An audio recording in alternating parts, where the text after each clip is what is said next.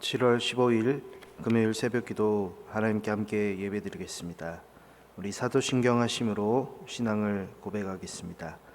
나는 전능하신 아버지 하나님 천지의 창조주를 믿습니다. 나는 그의 유일하신 아들 우리 주 예수 그리스도를 믿습니다. 그는 성령으로 잉태되어 동정녀 마리아에게서 나시고 본디오 빌라도에게 고난을 받아 십자가에 못 박혀 죽으시고 장사된 지 사흘 만에 죽은 자 가운데서 다시 살아나셨으며 하늘에 오르시어 전능하신 아버지 하나님 우편에 앉아 계시다가 거기로부터 살아있는 자와 죽은 자를 심판하러 오십니다. 나는 성령을 믿으며 거룩한 공교회와 성도의 교제와 죄를 용서받는 것과 몸의 부활과 영생을 믿습니다. 아멘. 찬송 570장 주는 나를 기르시는 목자여 함께 찬양드리겠습니다.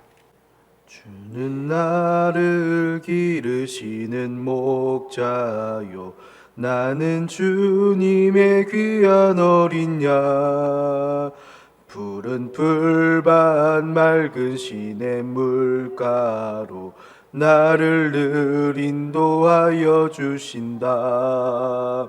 주는 나의 좋은 목자 나는 그의 어린 양 저를 따라 꼴을 먹여 주시니 내게 부족함 전혀 없어라. 예쁜 새들 노래하는 아침과 노을 비끼는 고운 황혼에 사랑하는 나의 목자 음성이 나를 언제나 불러주신다. 주는 나의 좋은 목자 나는 그의 어린 양 저를 따라 꼴을 먹여 주시니 내게 부족함 전혀 없어라. 못된 짐승 나를 해치 못하고 거친 비바람 상치 못하리. 나의 주님 강한 손을 펼치사 나를 주야로 지켜주신다. 주는 나의 좋은 목자 나는 그의 어린 양 저를 따라 꼴을 먹여 주시니 내게 부족함 전혀 없어라. 아멘. 함께 나눌 하나님의 말씀 잠언 10장 1절부터 5절까지 말씀입니다. 우리 1절부터 5절까지 말씀 우리 합독해서 함께 읽겠습니다. 솔로몬의 잠언이라 지혜로운 아들은 아비를 기쁘게 하거니와 미련한 아들은 어미의 근심이니라. 불의의 재물은 무익하여도 공의는 죽음에서 건지느니라. 여호와께서 의인의 영혼은 줄이지 않게 하시나 악인의 소욕은 물리치시느니라. 손을 게으르게 놀리는 자는 가난하게 되고 손이 부지런한 자는 부하게 되느니라. 여름에 거두는 자는 지혜로운 아들이나 추수 때에 자는 자는 부끄러움을 끼치는 아들이니라. 아멘. 새벽 기도에 오신 우리 성도님들 잠언의 말씀으로 지혜롭게 되어 하나님을 기쁘시게 하기를 간절히 원합니다. 솔로몬의 잠언이라는 말이 이제 1장 1절 이후에 이제 10장에서 두 번째로 등장하는데요. 10장부터는 이제 학자들은 각자 다른 어떤 짧은 교훈들을 모아 놓은 것 같다라고 표현을 하는데 그런데 조금 더 살펴보면 말하고자 하는 내용을 중심으로 모아져 있는 것을 볼 수 있는데요. 그래서 이 솔로몬은 두 부류의 어떤 대립 구도를 이렇게 나누어서 설명을 하고 있는 것을 볼 수가 있어요. 지혜로운 아들, 그리고 미련한 아들, 혹은 의인, 그리고 악인, 이렇게 두 부류가 이제 등장을 하는데요. 이를 통해서 우리는 한 가지 중요한 사실을 배우게 되죠. 우리의 인생이, 사람의 인생이 지혜로운 아들이 될 수도 있고 미련한 아들이 될 수도 있다. 그리고 의인이 될 수도 있고 악인이 될 수도 있다. 이렇게 둘 중 하나가 된다라는 것을 우리는 배우는데요. 이것은 하나님의 시야라고 할 수 있어요. 그러니까 하나님께서는 사람들을 지금 둘로 나누시는 것을 볼 수가 있는데, 우리 사람들도 우리 각자가 그렇죠. 우리 개개인마다 내게 좋은 사람, 그리고 내게 나쁜 사람으로 나누는 것처럼 자기만의 기준이 있는데요. 그것처럼 이 잠언은 솔로몬이 얘기하기를 지금 하나님의 기준을 얘기하고 있는 것을 알 수 있어요.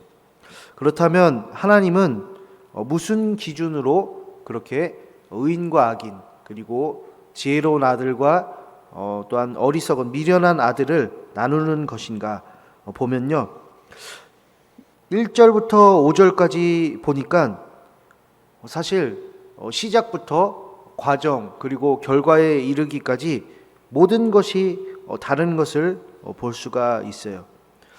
그래서 2절을 보시면 미련한 아들은, 이 악인들은 재물을 불이하게 모은다라고 해요. 이거는 다른 사람들에게 착취하며 뜯어 모으는 결과이죠. 그러니까 남을 공격하고 때로는 남의 눈물과 정말 피를 흘리게 함으로 인해서 자신이 부해지는, 이거는 다른 사람들에게 착취하며 뜯어 모은 결과라는 거죠. 그리고 반대로 지혜로운 아들이자 의인은 정말 공의롭게 부지런하게, 그리고 아주 다른 사람들을 피해를 주는 것이 아니라 오히려 다른 사람을 살리면서 그 재물을 모으게 되는데요. 그래서 그 재물이 다른 사람도 죽음에서 살릴 만큼 값지게 계속해서 쓰이고 있는 것을 볼 수가 있어요. 그래서 3절에 보면 하나님께서는 그 의인의 영혼을 결코 굶주리게 두시지 않는다, 계속 먹여 살리신다라고 얘기를 해요. 찬송가를 우리가 함께 불렀듯이 주님이 우리의 목자로서 그 양을 계속 먹이시는 것처럼 하나님께서는 그 의인의 영혼을 계속 먹여 살리신다라는 거죠. 그에 반해 악인들의 욕망이 있고 갈망이 있는데 그거는 하나님께서 채워주시지 않는다, 물리치신다라고 해요. 그러면 어떻게 그렇게 의인을 먹여 살리고 또한 그 악인들의 어떤 갈망을 하나님께서 어떻게 쳐내려 가시나 하면 4절 말씀을 보면 참 재미있는 부분인데요. 사실 4절 말씀, 이제 한글 성경에는 이게 표현이 약간 덜 이렇게 들어갔는데요. 이 손의 동작으로 인해서 이게 딱 구별이 되는 말씀이에요. 여기 단순히 그냥 손이라고 나왔지만 이 손 안에 어떤 의미가 있냐면 미련한 사람들의 손 할 때 이 손은 이렇게 움크려 잡고 있는, 주먹 쥐고 있는 모습을 생각하시면 돼요. 그에 반해서 지혜로운 아들의 손이 부지런하다고 하는데 원문에서는 이렇게 손을 펴고 있는 모습이에요. 생각해 보면 사람은 사실 재물을 움켜잡고 있는 것이 지혜로울 것 같은데 4절 말씀을 보니까는 게으른 자가 손을 움켜잡고 있다, 주먹쥐고 있다라고 얘기를 해요. 그래서 우리가 뭐 어떤 것을 잡을 때도 이렇게 움켜잡아야 되는데, 그리고 추수 때도 수확물을 거둘 때 손에 모아서 잡고 있어야 부자가 될 것 아닌가라고 하지만 성경은 지금 반대로 얘기를 하고 있어요. 손을 펴는 것이 지금 지혜라고 얘기를 하는 거죠. 왜 그러한가 보니까 손을 이렇게 주먹을 잡아 보시면 그 면적이 더 적어요. 그런데 손을 딱 펴면 더 손가락이 펴짐으로 인해서 그 면적이 더욱 이제 커지는 거죠. 그리고 그 손에 무언가 올리기에는, 얹기에는 더 수월해요. 더 수월할 뿐만 아니라 사실 다른 사람 주기에도, 그리고 다른 사람이 가져가기에도 손을 필 때가 더 편한 거죠. 그러니까 이 손을 편다는 것은 다른 사람을 돕기에 좋다라고 얘기를 할 수 있어요.